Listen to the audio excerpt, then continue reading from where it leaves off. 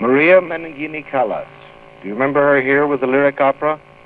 And here she is, a tall woman with reddish-brown hair, very large eyes, and rather nearsighted eyes, too. A slim woman, born in New York City. In 2.5 weeks, she'll be 34. Her name, Maria Anna Sofia Cecilia, and I've never been able to pronounce the last name. Would you do it for me?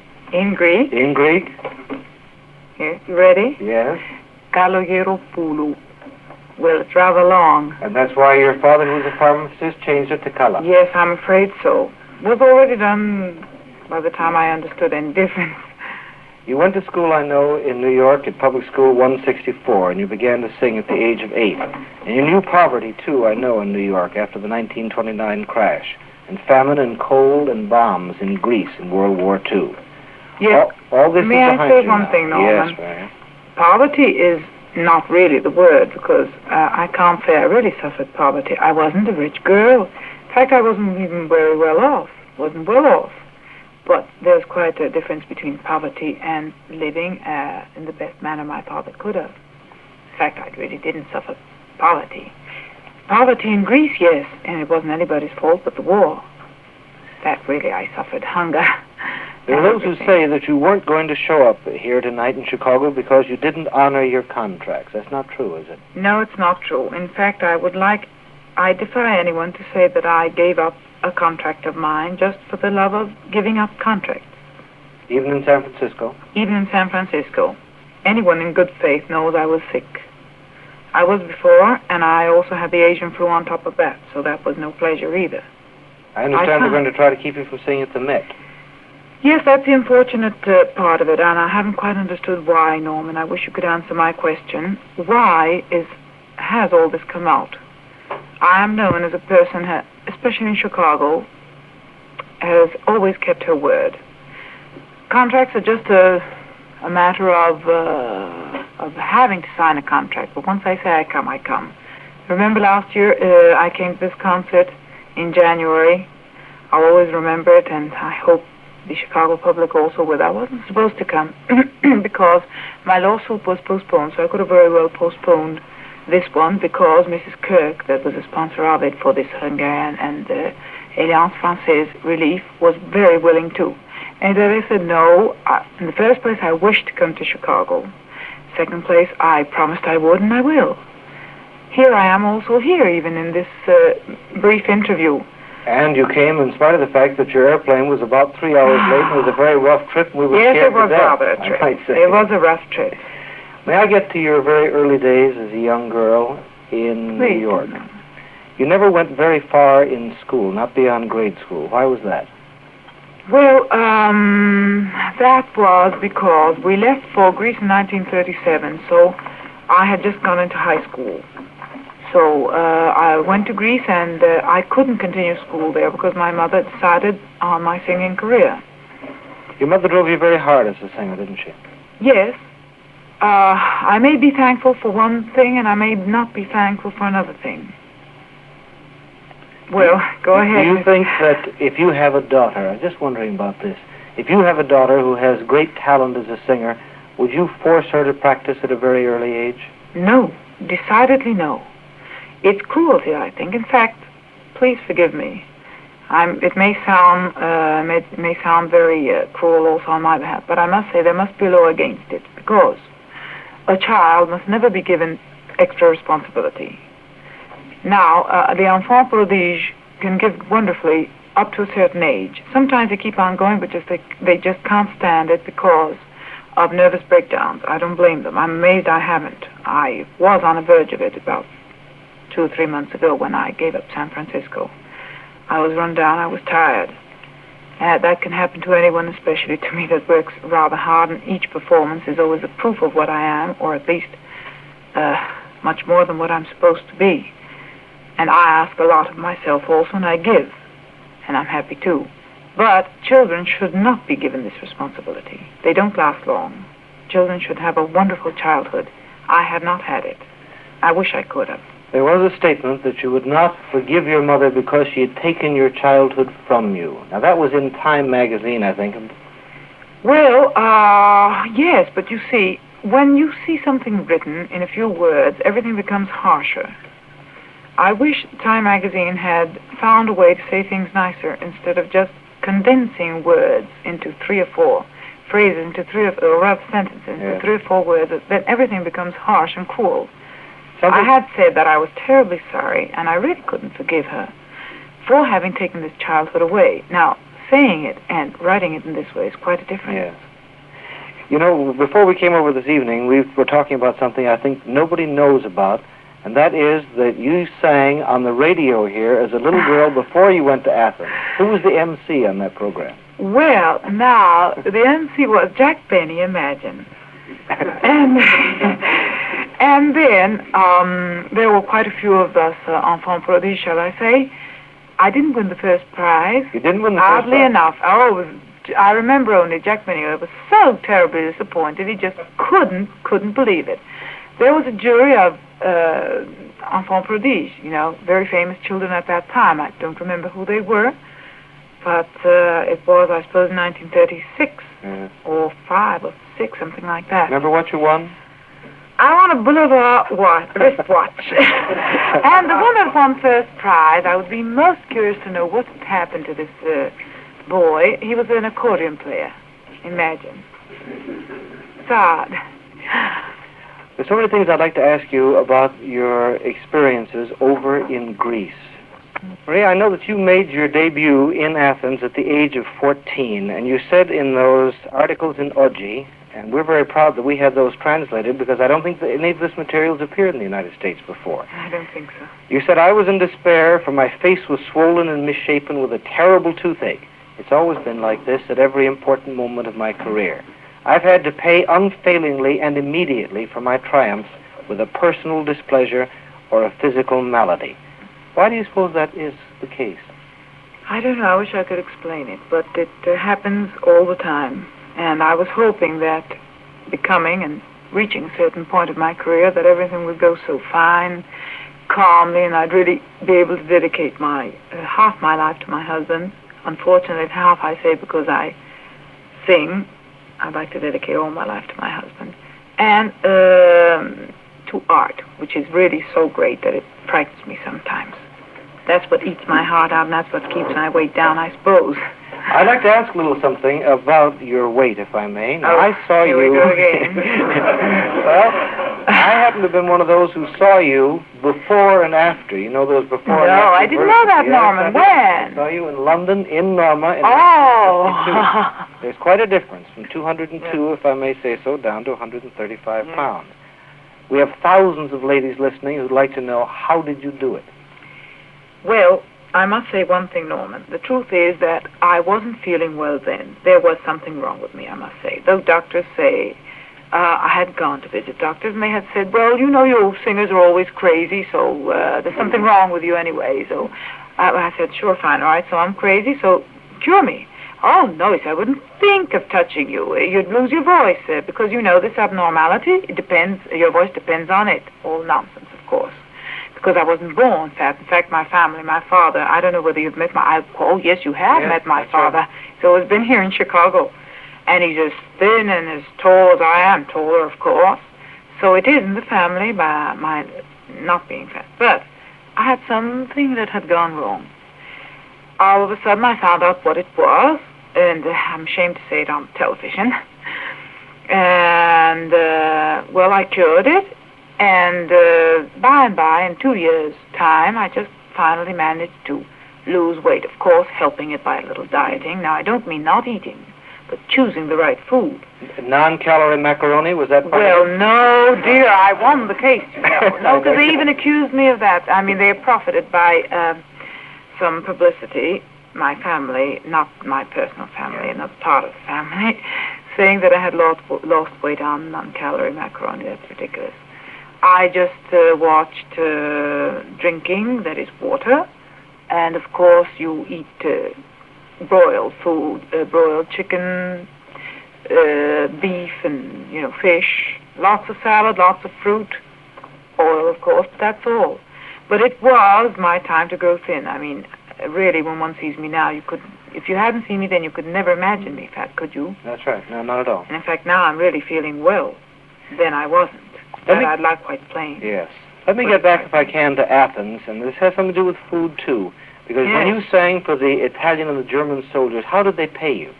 Well, they couldn't pay you in money, or rather, I had asked for food, because no matter how much money they gave you, you could never find food in the market, or rather, black markets where no money was enough. So I had asked, instead of money, any kind, rice, milk, macaroni, meat. And that, I remember, after a year's practic starvation on tomato without oil or anything, I don't know how I really feel well or live up to this point. And I finally had my first rice and spaghetti and meat. Did Greek people themselves ever, at risk to themselves, help you by giving you food so you could go on singing? Yes, they did. I remember, because, it was very dangerous. Everything was taken over by the Germans, and it was very dangerous to give any food out. And yet, because I was singing at the opera at that time, they deprived themselves of this meat and other things. I don't remember now what could have been. They deprived themselves to give me this food so that I could keep on going, because I was rather young then, you know. You learned Italian while you were there in Greece and during the war. Now, weren't there Greek people who resented your learning Italian? They didn't know it. Because, you see, there was one thing. I could have learned Italian, but I had to go to the fascist school. And that I couldn't do, because then I would really be branded. So I decided on, that is, my teacher, De Hidalgo, told me, you've got to learn Italian. Otherwise, it's ridiculous that you just sing without understanding what you're saying, which is the most important thing, and I do appreciate that, because it's true. So I said, well, all right, I will, but I can't go to this school, because I can't risk being accused. And I had two friends that had studied in Italy. One was an Italian, half Greek. And I just started talking with them, and I had them say the verbs to me, all by ear. And after 2 months, I managed to speak Italian. I'm amazed to think of it now. I'm afraid I couldn't do it now. No, I know that you learned an entire Bellini opera during a week when you were also singing 3 Brunhildes, so I think you could do anything. 5 days. 5 days with 3 Brunhildes in the meantime. Fantastico. Do you like to sing? Well, I used to. I'm afraid I don't now, because it scares me so. You see, Norman, music, singing isn't only vocal display. It's serving music. We are the first instrument of the orchestra. It's the whole orchestra, and the voices are the solo of this orchestra. In fact, as you've noticed in these Bellini, Donizetti, Rossini operas, also in Verdi, the melody is always played before by the instrument, by other instruments. Sometimes it's the violin, sometimes the oboe. It depends. But we're supposed to imitate them. Now, it's very difficult because we're only humans. And we deal with weather, we deal with goodness knows what. You never know sometimes explanations to why you don't feel well, or you do feel well. Sometimes you're really ill, and you sing beautifully. That frightens me because you never know with singing. And also art is so great. And the more you do music, the more you serve music, the more you realize that you do very little for music. Do you think you have the most beautiful musical voice in the world? I don't know what you mean by that, musical voice. Well, do you think your voice is, for pure beauty, as pleasant to hear as the voice of Renata Tebaldi, for example? Well, you see, there's one thing. I can hear Renata Tebaldi, and I cannot hear my voice. Mm-hmm. That's different. I admire Renata Tebaldi's tone. It's beautiful. Also, some beautiful phrasing. I have admired it. Sometimes I must say that I wish I had her voice, because I don't know what kind of a voice I have. You hear my voice as I don't hear it. So I can't judge. Why do you think it is that you go to her performances to see her sing and she refuses to come to yours? I wish you'd ask her that.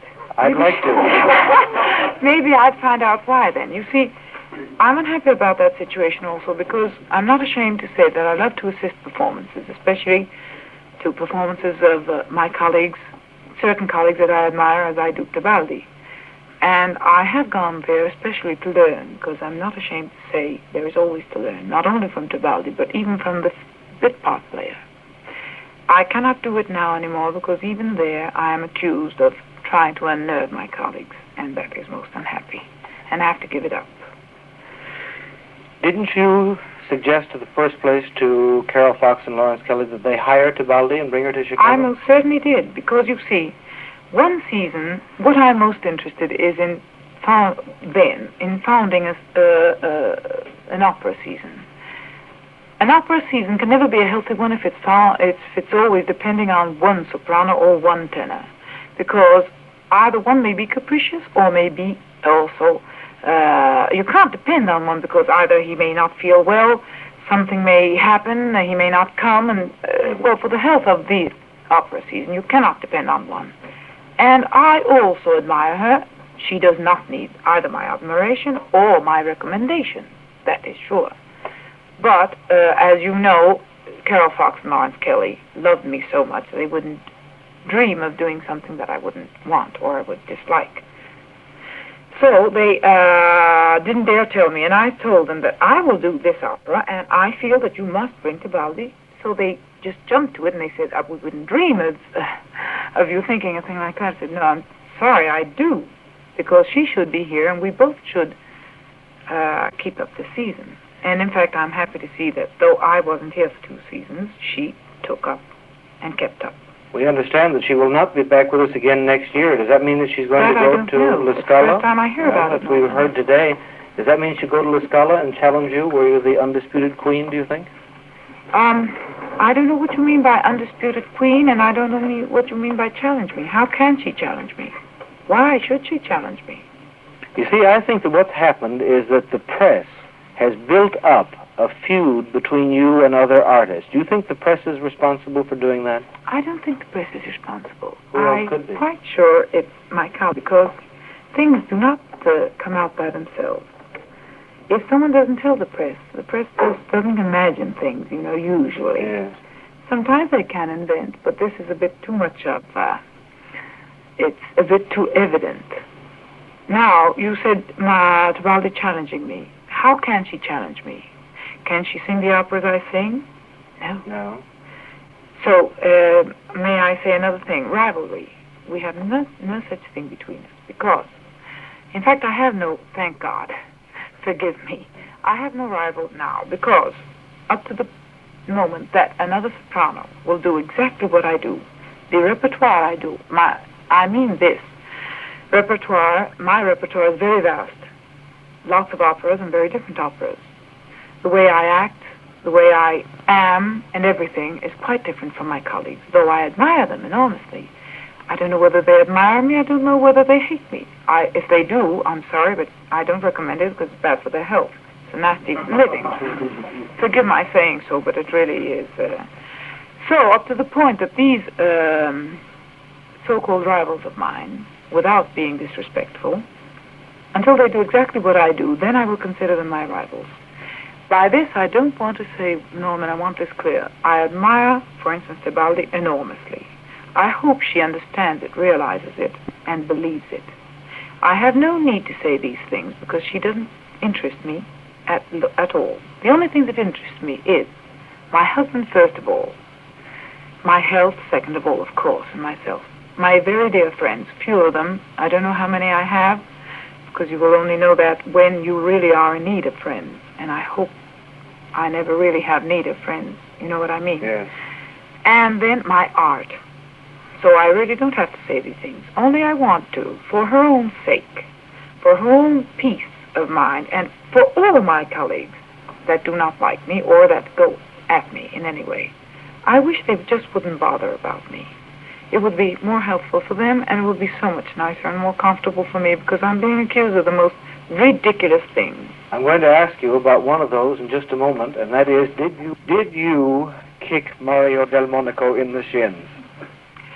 Can you imagine the picture of measly little me kicking a great big man like Mario Del Monaco in the shins, and he being so pain-stricken that he couldn't even get the curtain call? You can imagine a tenor that would miss a curtain call. I still have to see him. In fact, in my memoir at the Oggi, I spoke about that, and I didn't have any answer, which is proof of such nonsense. In fact, I must say one thing. Chicago has proof of how I've acted. Well, now, will you come back to sing for Carol Fox the lyric opera? Well, when I have an offer, I will consider it, but I haven't had one yet. Do we have a chance to hear you sing in concert again? Yes, Norman. I've made a point of accepting it because I do love Chicago, and I hope Chicago still loves me. And I accepted the same concert that I did last year, remember, for the Alliance Française, and last year it was for the Hungarian Relief. I don't know what it will be exactly because I haven't seen Mrs. Kirk yet. This is very good news for us, and I think something And to speak. I hope you'll still want me here in Chicago anyway. Everyone will want to hear you sing in Chicago. Thank you, Norman. You know, to me, one of the most impressive parts of that whole Augie series was the ending, and I'd like very much to read it and to share it. You've been a woman who has had a great deal of controversy directed against you. You're a woman of great temperament, and I say that in the best sense of the term temperament, and I think this ending is very interesting. My story is over, you said. I've been sincere, perhaps too much so. I know my enemies await me, as in a mountain pass, but I shall struggle as is humanly possible, never to delude my public, which I love, and whose esteem and admiration I do not want to lose. Watch out, Maria, Eugenio Gava, my dearest friend and illustrious critic, has often told me. Remember the Chinese proverb that says, "Who rides atop the tiger can never get down." No, dear Eugenio, have no fear. I shall never alight from the tiger, and indeed I believe you won't. Well, I'll tell you, I'm sorry we haven't got any time. Now they gave me 2 tigers, you know. So I'm 1 foot here and 1 foot there, which makes things worse for me. I wish you luck and Godspeed. Thank you, Norman. And thank you for coming all the way from Dallas just to be with us tonight. It was my happiness just at least to say a brief hello to Chicago, where I have left a whole lot of my heart. Thank you. Thank you very much, Maria Callas.